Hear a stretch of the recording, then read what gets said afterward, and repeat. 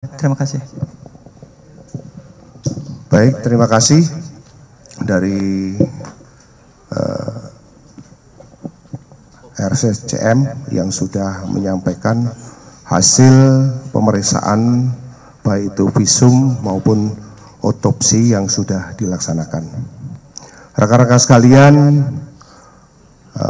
perlu kami sampaikan dari hasil serangkaian penyelidikan yang dilakukan oleh penyidik, baik itu dari keterangan saksi-saksi, kemudian dikaitkan dengan barang bukti, serta didukung oleh scientific investigation crime dan keterangan para ahli,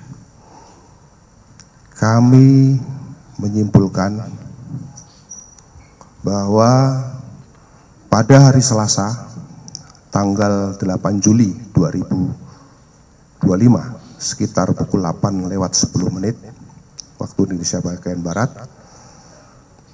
telah ditemukan sesosok mayat laki-laki di rumah kos di guest house Godang Dia, kamar 105 di Jalan Godang Dia Kecil nomor 22 Menteng, Jakarta Pusat. Setelah dilakukan olah TKP dan pendalaman bahwa identitas daripada korban adalah ADP berusia 39 tahun yang merupakan staf dari Kementerian Luar Negeri. Pada saat ditemukan, korban dalam posisi terlentang dengan menggunakan celana pendek dan kaos, terbaring di atas kasur dalam keadaan kepala tertutup plastik dan terlilit lakban warna kuning. Dan pada saat ditemukan, ini kami luruskan, kesempatan ini kami luruskan karena kemarin ada beberapa pemberitaan di media yang menyatakan bahwa tangannya terikat. Bahwa faktanya pada saat ditemukan tangan korban tidak terikat. Tangan dan kaki tidak terikat.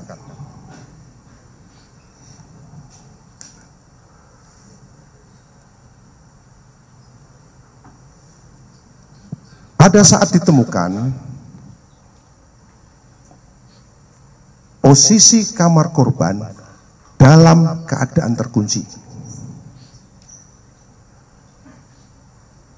Perlu kami jelaskan bahwa ketika ditemukan tersebut, kunci daripada kamar korban ini ada 3 lapis. Yang pertama adalah lapisan dengan menggunakan kartu tap, itu bisa diakses dari luar.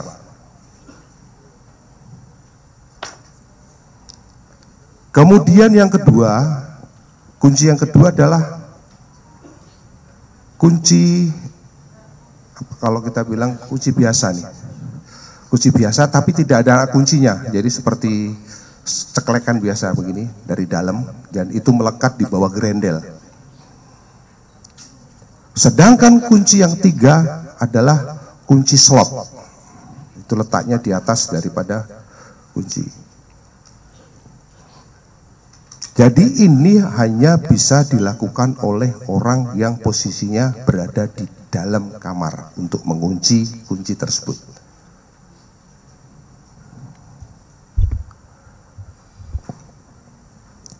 Kemudian setelah dilakukan penelitian terhadap TKP, tidak ada akses lain untuk memasuk ke dalam kamar tersebut selain pintu maupun jendela. Karena di samping ini adalah tembok, belakang juga tembok. Sedangkan penyelidik telah melakukan pengecekan dan penelitian secara mendalam terhadap plafon, dan itu plafon tidak ada yang rusak.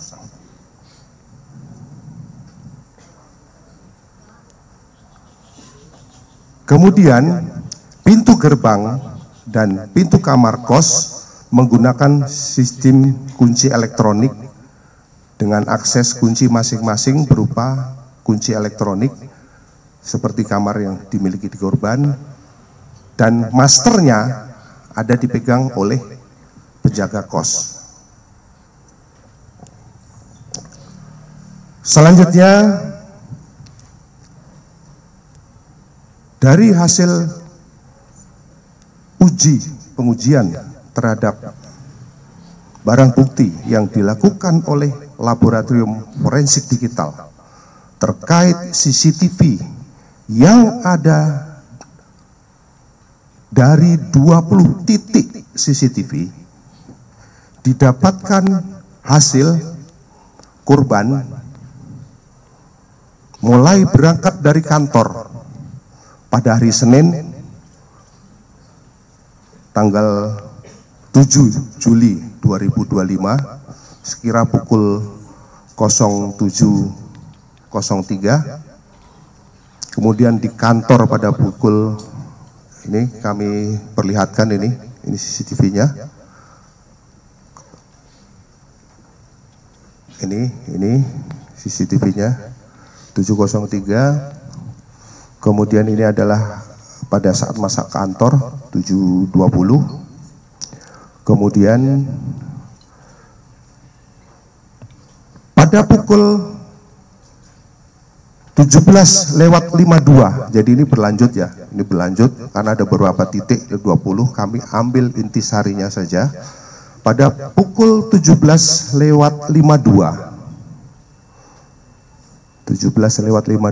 ini ya, 11:52 korban terpantau berada di Mall Grand Indonesia.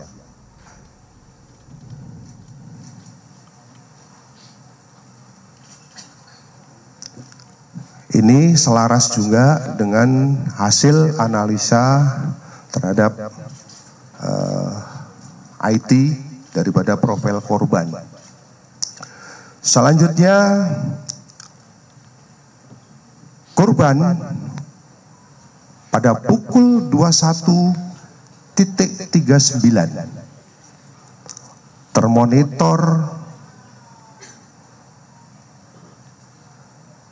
memasuki Kemenlu. Ini sebelah kiri, rekan-rekan sekalian, 21.39 memasuki Kemenlu.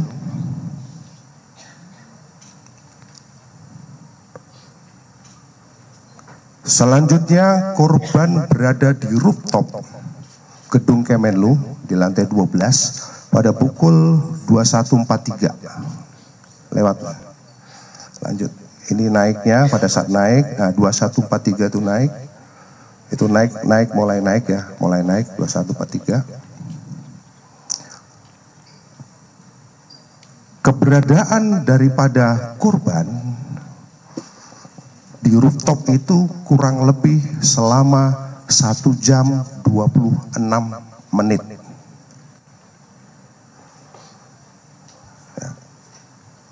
Berdasarkan pengamatan dari CCTV, di awal ketika naik, korban memang betul membawa tas gendong dan tas belanja ya, ada dua, satu tas gendong, satu tas belanja. Namun pada saat turun dari rooftop,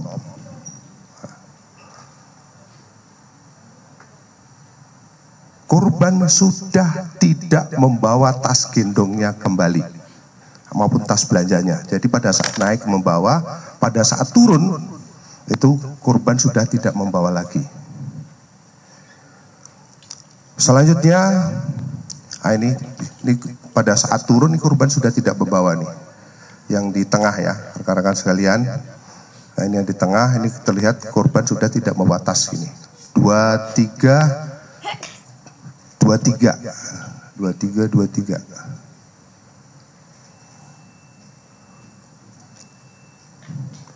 2309 ya. Ulangi 2309 ini pada saat turun sudah tidak membawa tas lagi, maupun tas gendong maupun tas belanjaan. Sehingga masih terlihat lagi di bawah sebelah sana pun masih terlihat 2312 itu di bawah dekat pintu keluar.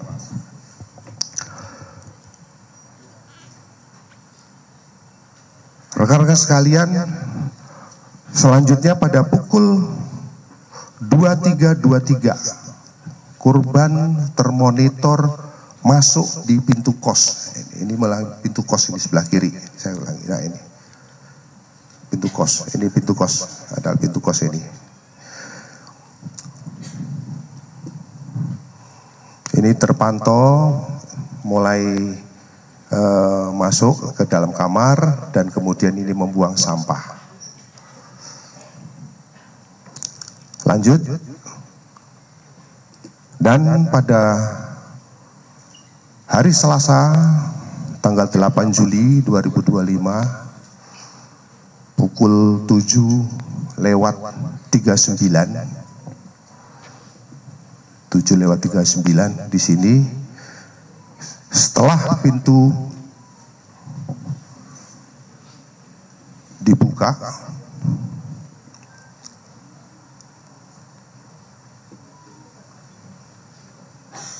baru ditemukan meninggal. Rekan-rekan sekalian, perlu kami sampaikan dari berdasarkan hasil pemeriksaan terhadap file CCTV yang dilakukan oleh Laboratorium Digital Forensik, disimpulkan bahwa tadi sudah disampaikan sepanjang durasi video dimaksud pada setiap frame-nya saling bersesuaian dengan tidak ditemukan adanya pemotongan ataupun penyisipan frame pada file multimedia jenis video. Ini sudah kami sampaikan.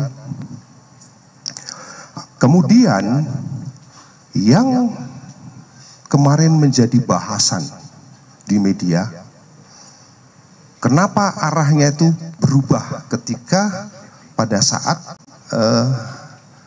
mulai mencongkel. Kemarin kami sudah melakukan konfirmasi dengan mohon maaf dengan istri daripada korban terkait dengan CCTV kenapa bergeser. Hal tersebut terjadi setelah adanya permintaan dari istri kepada penjaga kos waktu itu lewat telepon, via telepon kepada penjaga kos atas nama Siswanto, saudara S, untuk mendobrak kamar milik korban, sehingga penjaga kos meminta izin kepada pemilik kos untuk melakukan pendobrakan, dan hal tersebut disikapi oleh pemilik kos dengan menggeser sudut CCTV dan memastikan tindakan yang dilakukan oleh penjaga tersebut dengan maksud untuk memastikan tindakan yang dilakukan oleh penjaga tersebut. Hal ini juga diperkuat dengan adanya video yang diambil secara live ya, artinya secara live, bukan live, rekaman video yang diambil oleh teman sekamarnya yang ikut mendobrak pada saat itu. Ini Bapak F ini merupakan teman kamar dari satu kos. Ini diperkuat dengan rekaman video yang diambil oleh Bapak F ini.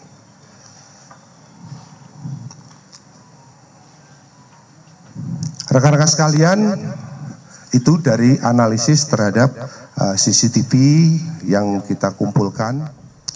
Selanjutnya berdasarkan pemeriksaan digital forensik terhadap device, baik itu laptop, kemudian MacBook maupun Samsung Note, ya, ada handphone Samsung Note yang ditemukan di kamar korban. Ini ada satu handphone yang ditemukan di kamar korban. Ditemukan adanya histori pencarian tentang beberapa penyakit yang dialami oleh korban. Selain itu, ditemukan riwayat komunikasi dengan pengguna akun. Tadi sudah disampaikan oleh tim dari digital forensik.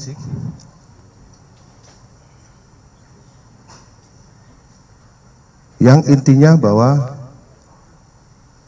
yang terpenting terhadap hasil penelitian ini bahwa belum ditemukan adanya informasi ataupun dokumen elektronik yang berisi muatan ataupun ancaman baik fisik maupun psikis maupun ancaman kekerasan terhadap korban.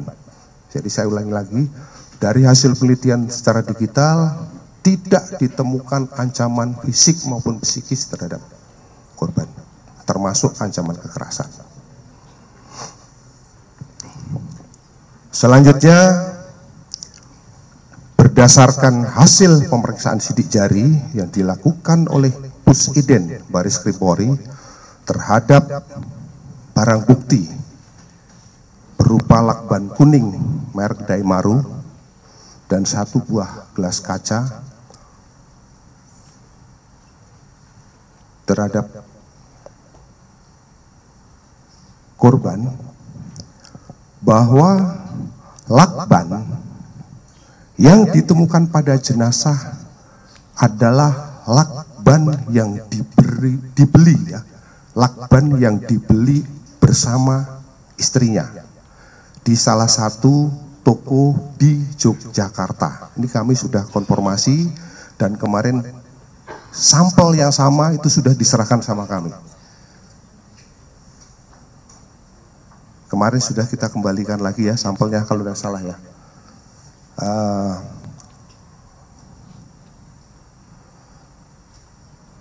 Di mana lakban tersebut itu dibeli tahun 2000, ulangi, dibeli sekitar bulan Juni tahun 2025.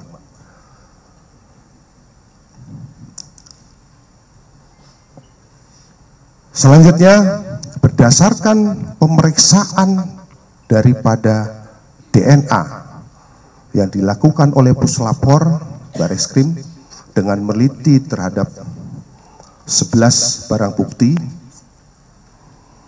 dan melakukan uji terhadap barang bukti yang ada, dengan hasil tidak ditemukan adanya DNA milik orang lain selain DNA milik korban, termasuk pada lakban dan barang bukti yang ada di TKP pada saat itu, mulai dari spray, kemudian sarung bantal, gelas dan lain sebagainya, itu hanya DNA milik korban.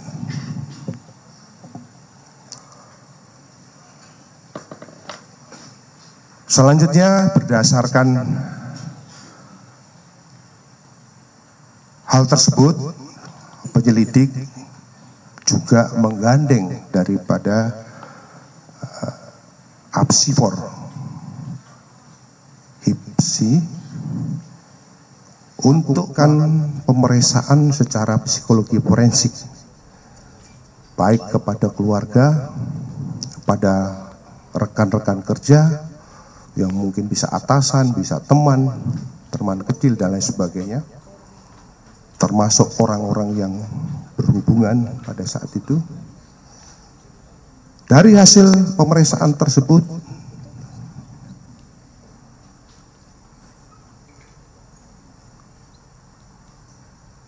disimpulkan bahwa indikator daripada kematian daripada ADP ini mengarah pada indikasi meninggal tanpa keterlibatan pihak lain.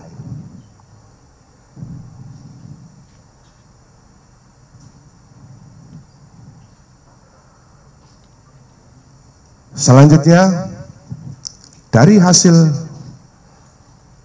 pemeriksaan terhadap toksikologi yang dilakukan oleh Puslapor Bareskrim Polri terhadap sampel-sampel organ yang sudah setelah dilakukan otopsi, baik itu dari otak, empedu, limpa, hati, ginjal, lambung, darah, dan urin, ditemukan adanya kandungan parasetamol dan klorpheniramin atau yang sering disebut CTM. Hal ini sesuai dengan temuan barang bukti berupa obat-obatan yang ditemukan oleh penyelidik. Selanjutnya, tim forensik dari RSCM yang melakukan otopsi terhadap tubuh korban dan melakukan pemeriksaan luar terhadap korban menemukan hasil, yaitu luka lecet pada wajah dan leher, luka terbuka pada bibir dalam, memar pada wajah, bibir dan anggota gerak atas kanan, serta terdapat tanda-tanda perbendungan. Pada pemeriksaan dalam, ditemukan darah berwarna lebih gelap dan encer, lendir dan busa halus pada batang tengkorak, sembab paru-paru, tanda-tanda perbendungan pada seluruh organ dalam, dan tidak ditemukan adanya penyakit pada organ dalam. Pada pemeriksaan laboratorium toksikologi, tidak ditemukan zat yang menyebabkan gangguan pertukaran oksigen. Tidak ditemukan adanya penyakit atau zat yang dapat menyebabkan gangguan pertukaran oksigen pada organ ataupun jaringan pada korban. Maka sebab kematian korban adalah akibat gangguan pertukaran oksigen pada saluran pernapasan atas yang menyebabkan mati lemas. Rekan-rekan sekalian, dari serangkaian tindakan dan kegiatan yang dilakukan oleh penyelidik, mulai dari mendatangi TKP, kemudian melakukan pemeriksaan terhadap saksi-saksi, mengumpulkan barang bukti, kemudian kita dengan melibatkan saksi ahli, dan